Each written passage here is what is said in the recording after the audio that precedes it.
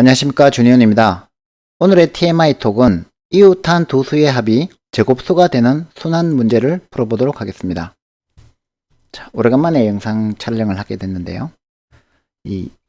최근에 서울대생들 흥분시킨 짤이라고 해서 요런 숫자의 배열이 화제가 되고 있습니다. 1부터 32까지의 숫자를 중복 없이 이렇게 순환하는 원형으로 이렇게 연결을 하면 이웃한 두 수가 합하면 제곱수가 된다고 합니다. 예를 들어서 여기 1 더하기 8 하면 9니까 3의 제곱수죠.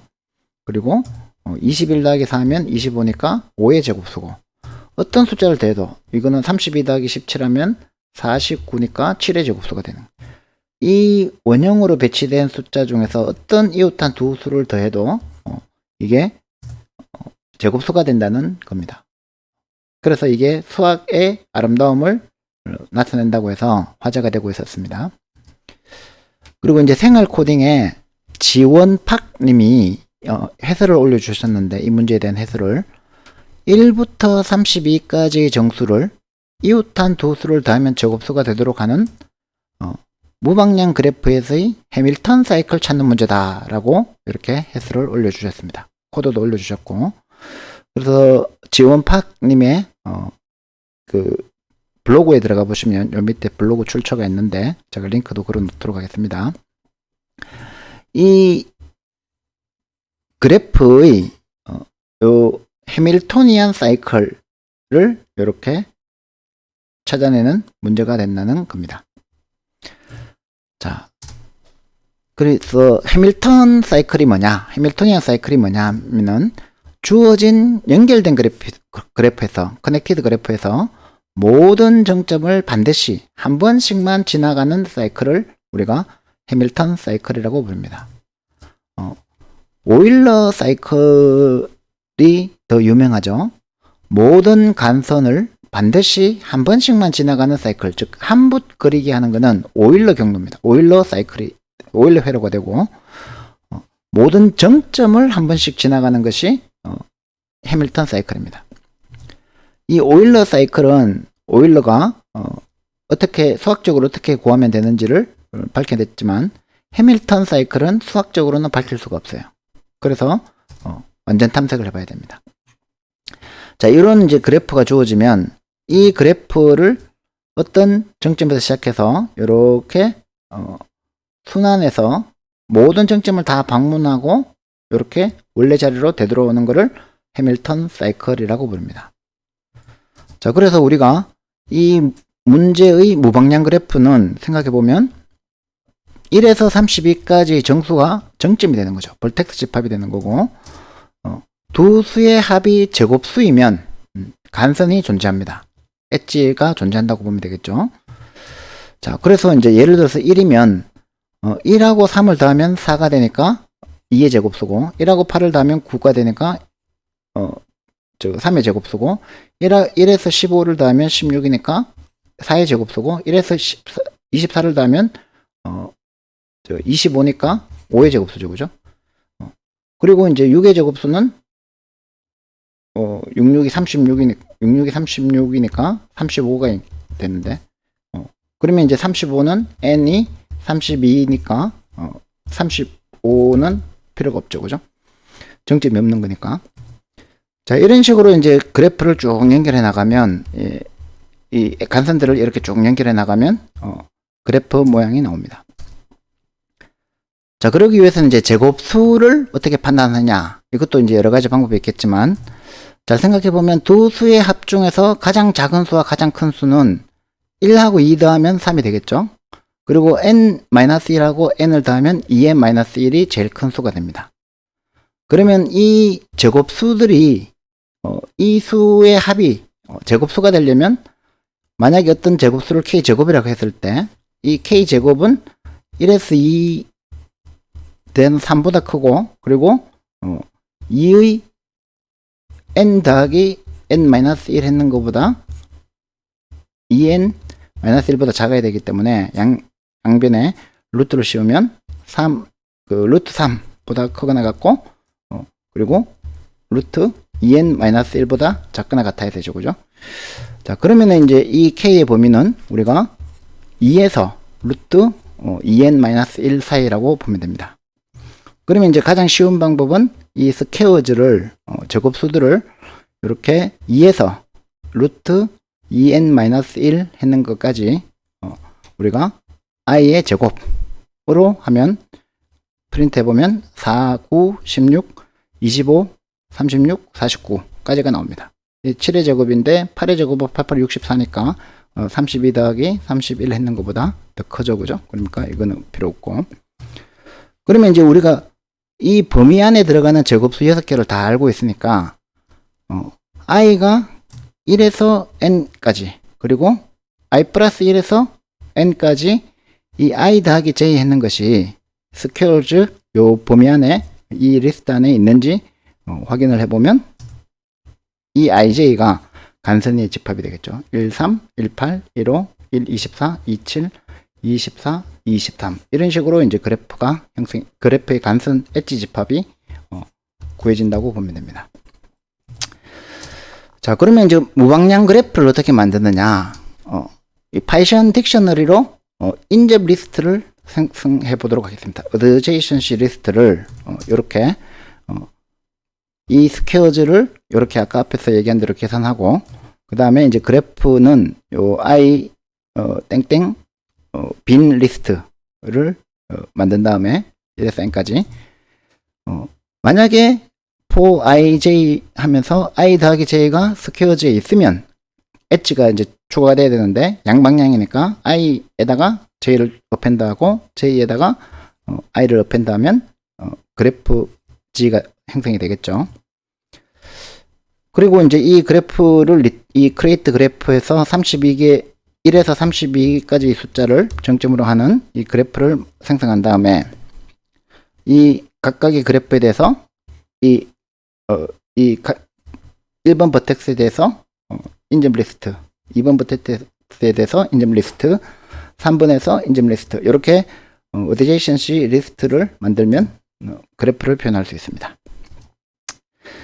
자, 그 다음에 이제 이 그래프를 이렇게 그려보면 네트워크 X 파이썬에 있는 네트워크 X 모듈을 이용해서 이렇게 NX 그래프를 생성해서 노드를 초과한 다음에 NX 그래프.add 엣지 해서 엣지를 초과하고 그리고 스펙트럴 레이아웃이라는 걸 써가지고 드로우 네트워크 X를 해버리면 이렇게 그래프 모양이 나옵니다. 자, 여기까지 제가 구글 콜앱에서 여러분들도 구글 콜앱을 이용하면 뭐 프로그램 깔고 이런 거 필요 없이 바로 사용할 수 있을 겁니다. 이 이웃한 제곱수의 사이클 구하는 문제 이거를 처음에 우리가 이 n이 32일 때 스퀘어의 값들을 한번 출력해 보고 그리고 i에서 j까지 i 플러스 j가 스퀘어즈에 있으면 프린트 해라. 그러면 4에서 49까지 스퀘어즈 값이 나오고 요거에 대해서 i 플러스 j가 스퀘어에 있는 것, 제곱수가 되는 엣지들의 리스트가 이렇게 쭉 나오겠죠. 그죠? 그러면 이제 그걸 가지고 이렇게 크리에이트 그래프를 스퀘어즈에서 그래프를 가지고 생성해서 출력을 해보면 이 그래프 모양은 이렇게 이걸 가지고 출력을 해보면 이런 형태로 어드제이션시 리스트 형태로 쭉 만들어져 있습니다. 그죠? 두 개가 있는 인접한 게 두 개가 있는 것이 있고 세 개가 있는 것이 있고 이렇게 네 개가 있는 것이 있습니다. 그죠? 자, 그래서 이제 요 네트워크 X를 이용해서 nx.draw 네트워크 X 해보면 이렇게 이 그래프의 모양이 만들어지는데 커넥티드 그래프이고 여러 개의 지금 경로가 있겠죠. 그죠? 사이클을 만들려면. 자, 그런데 이 조건들을 만족하는 이제 해밀턴 사이클이 있느냐. 출발점에서 모든 정점을 방문하고 다시 출발점으로 되돌아오는 해밀턴 사이클이 있느냐. 이거를 이제 밝히기 위해서 우리가 해밀턴 사이클 구하는 문제를 백트래킹으로 한번 구현해 보겠습니다.